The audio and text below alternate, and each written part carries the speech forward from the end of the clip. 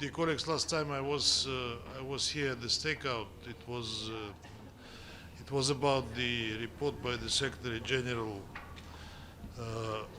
on the inclusion of the Russian armed forces into the list of those who commit sexual crimes, and I commented on that. But when asked questions after it, somebody asked me about Bucha, and this is a right moment and opportunity to comment on this, because as I said last time, Minister Lavrov sent a letter to the Secretary General with 12 questions that we circulated before this takeout, for you to understand what were the questions.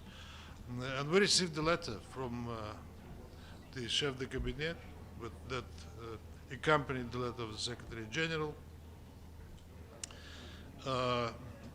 about, that was supposed to be a reply to the letter by the minister.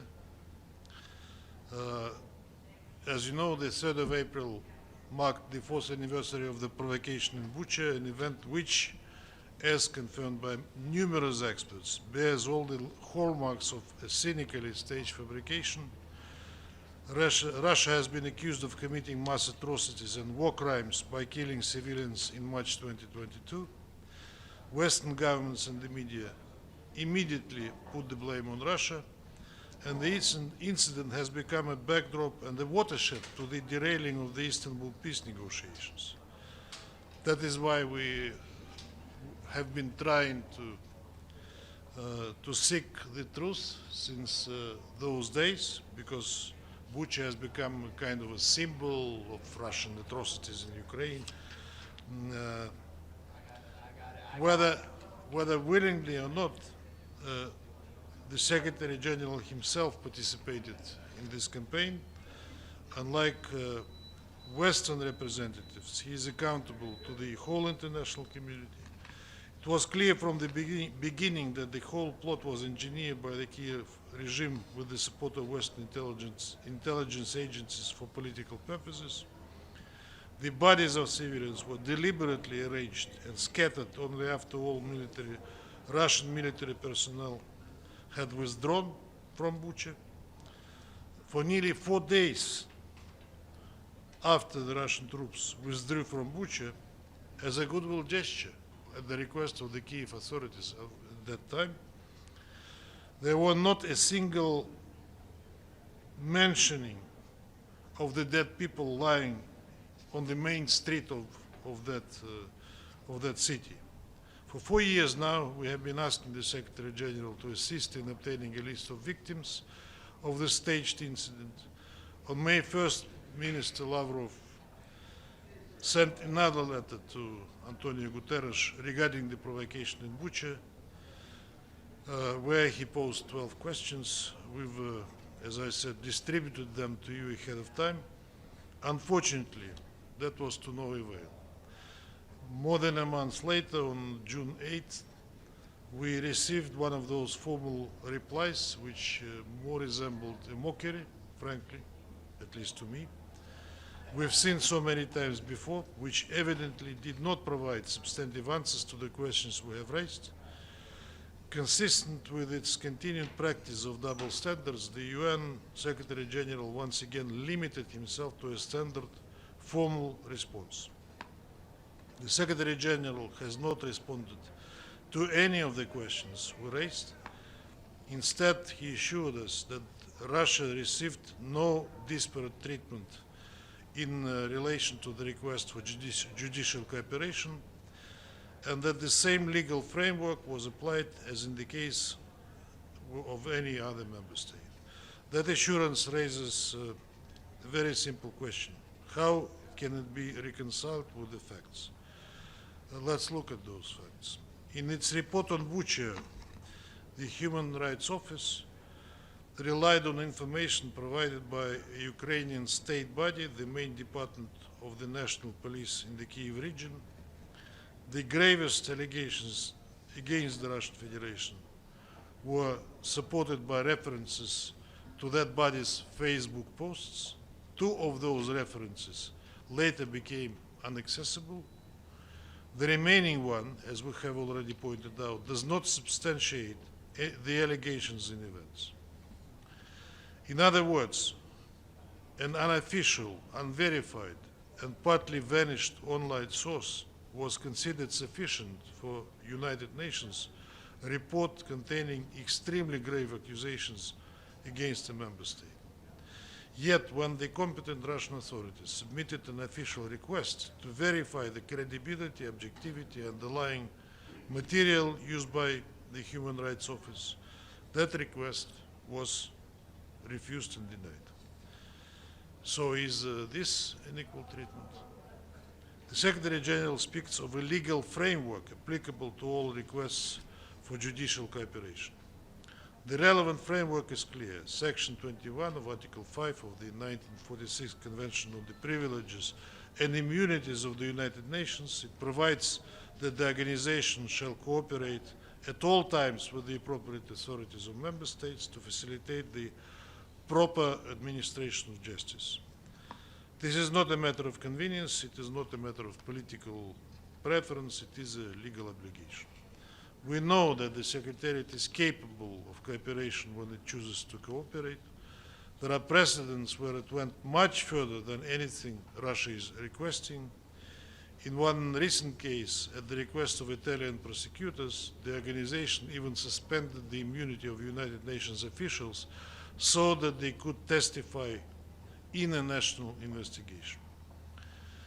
Russia is asking nothing of that kind. We are not asking the United Nations to waive anyone's immunity. We are not asking it to disrupt its work. We are asking for access to the materials on which the Secretariat itself relied when it leveled grave accusations against the Russian Federation. As the member state targeted by those accusations, we have every right to verify the material, assess its credibility, and test its validity. But what legal framework was applied to Russia in practice? The Office of Legal Affairs asked the Human Rights Office whether sharing the information with Russia would be appropriate, and the Human Rights Office, the very office whose report methodology and sources are in question, said no. And that was the end of the matter. That is not a legal assessment. That is institutional self-protection. The same office that relied on weak, unverified, and inaccessible material is now allowed to shield that material from scrutiny.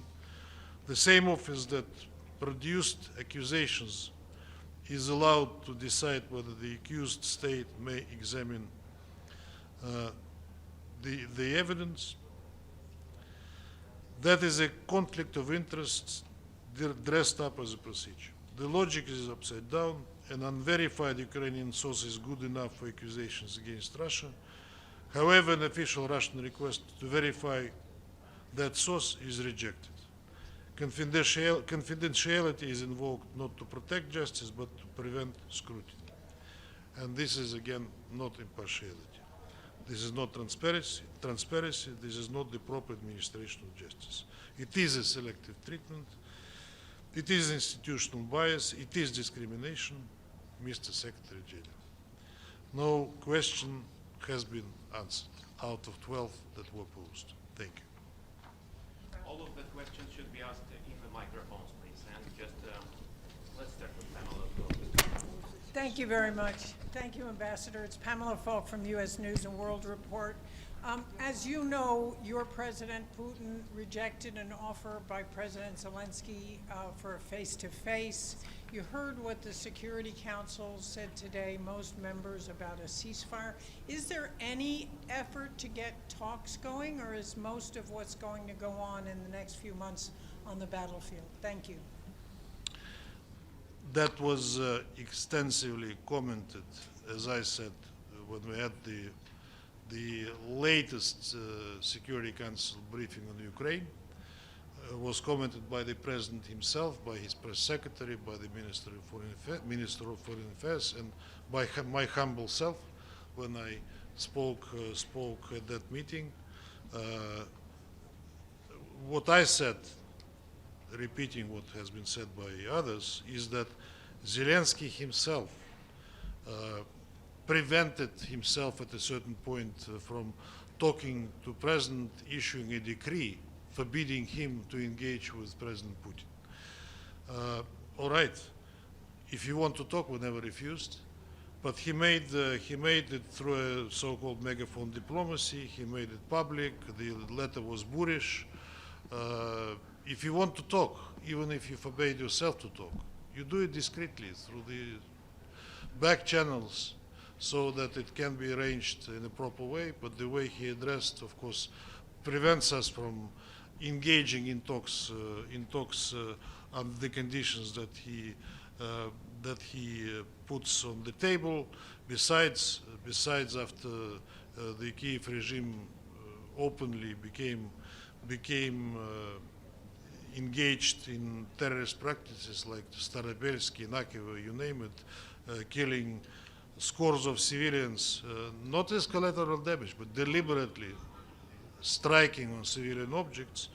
President Putin said that, and his press secretary said that we have no intention to engage in talks as long as these practices continue. Thank you. Elaine? Elaine Reyes with China Global Television Network. Ambassador, we know that Foreign Minister Sergei Lavrov recently met with Secretary General candidate Michelle Bachelet. I'd like to get your thoughts on what you're hearing from the different candidates so far in the race, and whether you think that the current candidates can bring new energy in helping resolve the conflict between Russia and Ukraine.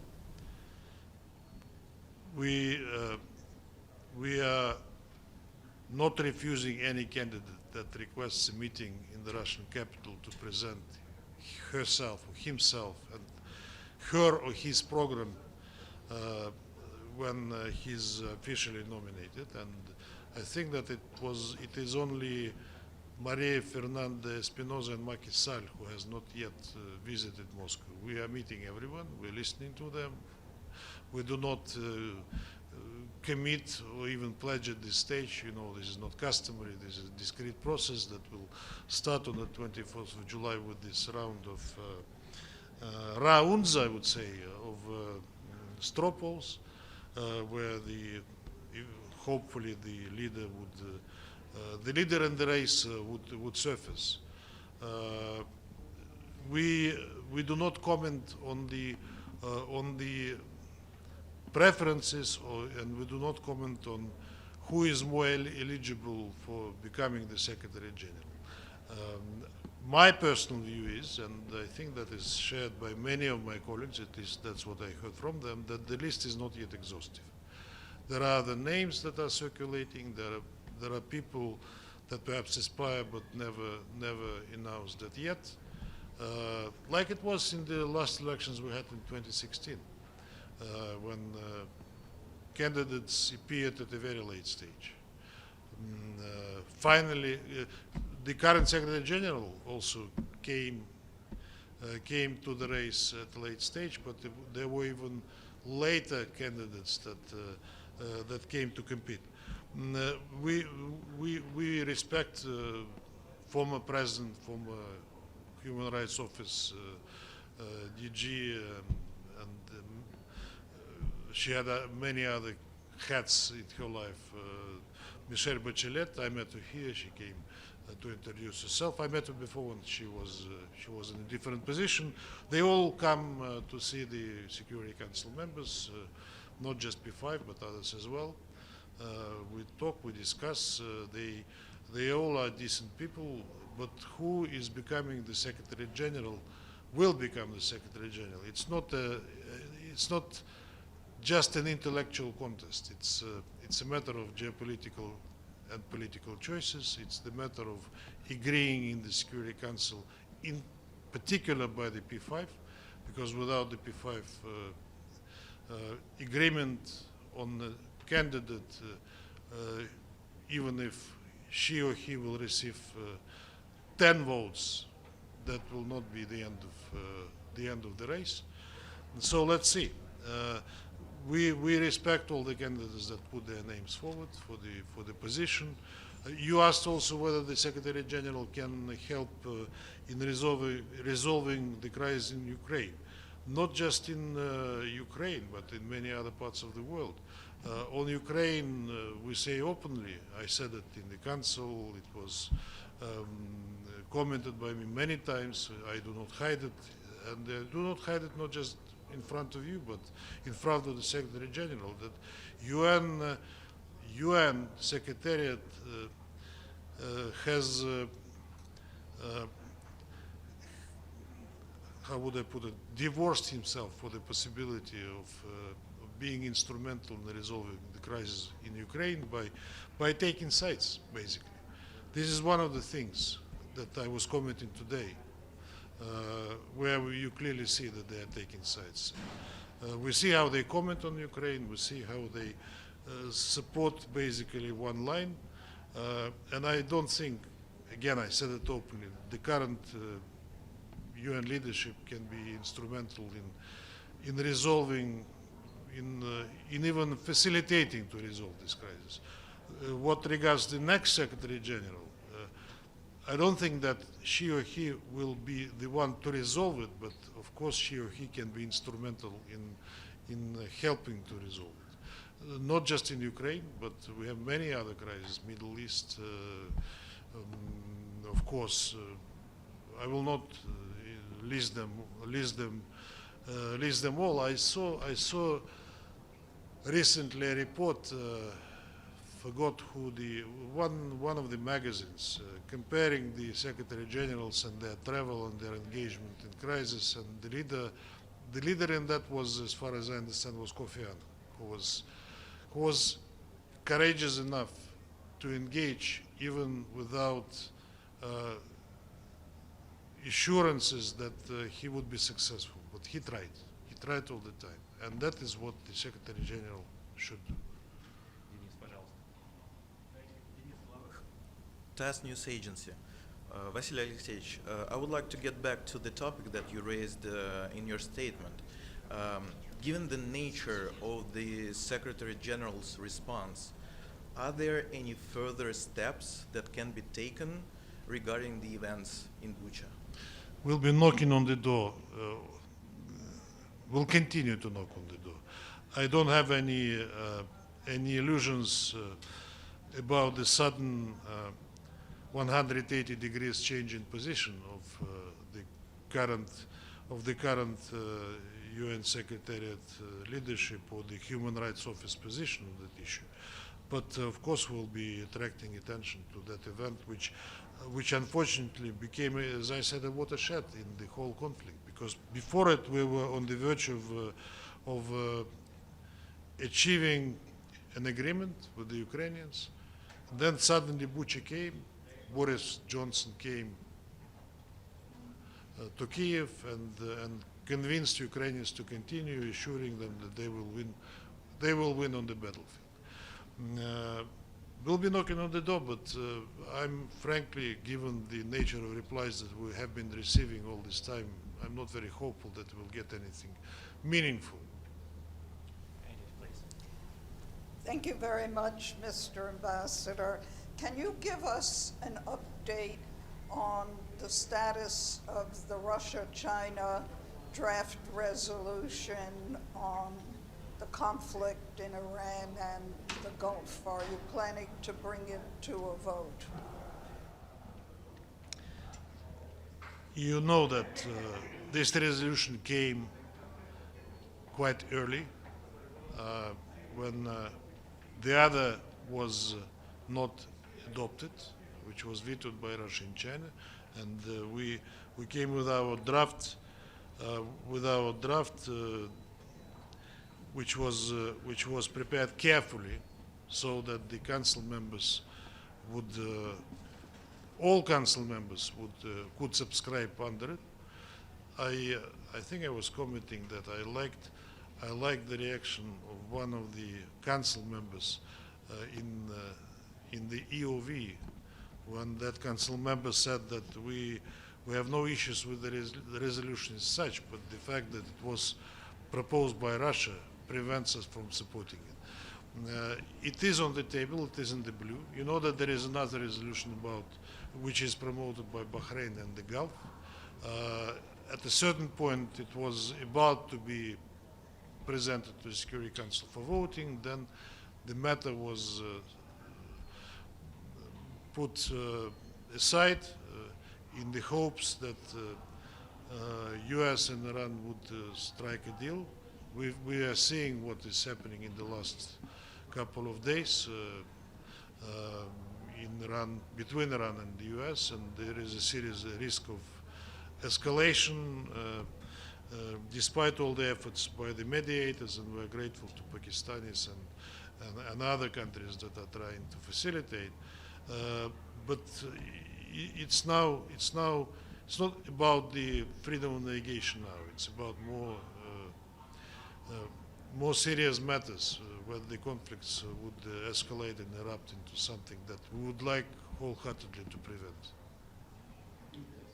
Thank you very much. My name is Volodymyr Ichenko, Greenform. I've got a very short and simple question. After the inclusion of the Russian military on the list of shame for the sexual violence, will Moscow stop incentivizing and encouraging the sexual violence by its troops? Thank you. I think, Vladimir, you were not here when I came to a stakeout to come specifically on that report, which the allegations that we completely reject. We have a strict code of conduct of the Russian military, which prevent them from engaging into this kind of practices.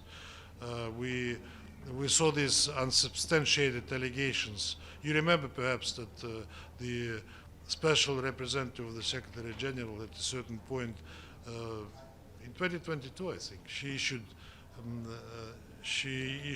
she commented that the Russian military use medical medicines for the rape of women and whoever. She specifically mentioned Viagra. Later, she said it could not be verified, but she neither withdrew the allegation nor apologized. That's why we do not engage in a dialogue with her completely. This report, we know how these reports are being drafted and who is supplying the data for these reports. We know, unfortunately, that the Russian military are subject to cruel and sexual violence when they are prisoners of war in Ukraine. So this is an issue which has been commented. We completely refute the findings of the report. It was commented by the Foreign Ministry. I made a special stakeout on it, saying that in order to level such grave allegations on one side, you should provide the evidence that would be refutable. Thank you, Mr. Ambassador Abdul Hamid Sayan from the Arabic daily Al-Quds Al-Arabi. My question is about the Middle East, Mr. Ambassador. On June 5, it was the 59th anniversary of the occupation of the West Bank, Gaza, and East Jerusalem. First, do you think this occupation would have been maintained without the support of the Western colonialist power, Europe and the United States? And do you think there is Is this a rhetoric question? And do you think there is any land left for what the so-called two-state solution? They keep repeating that. Is there any land left for a real independent Palestinian state? Thank you. Well, what we are witnessing today is not just a creeping annexation. We see this E1 project in the West Bank, which would divide the West Bank into two parts, and there will be no contiguity between them. We see what's happening in Gaza. The resolution by the Council 2803 doesn't work, which we were saying from day one. We gave them a chance, but it never served the purpose for which it was adopted. We hear from the Israeli government that they plan to occupy 70 some percent of the Gaza Strip. which is of course an encroachment and direct violation of the future Palestinian state territory. And of course that couldn't have happened without the support by certain Western governments, the names of which we all very well know. I mean, nothing to hide.